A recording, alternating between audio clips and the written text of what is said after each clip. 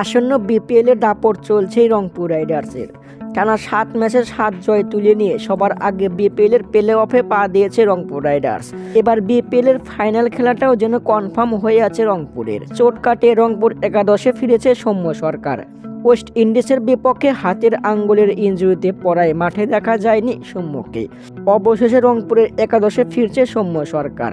এবার বিপিএলের শিরোপা জিততে আশাবাদী সৌম্য।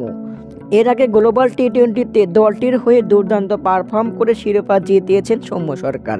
এবার ভক্তদের অপেক্ষার পালা সৌম্যর ঝড়ো ব্যাটিং দেখার। এদিকে 6 ম্যাচ খেলে দেশে ফিরে গেছেন অ্যালেক্স হেলস।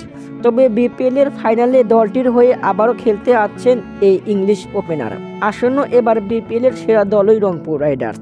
ব্যাটিং, বোলিং ও ফিল্ডিং 3 জায়গাতেই সেরা রংপুর। দর্শক, রংপুর কি পারবে এবার বিপিএলের শিরোপা জিততে? কমেন্টের মাধ্যমে জানিয়ে দিন। ধন্যবাদ।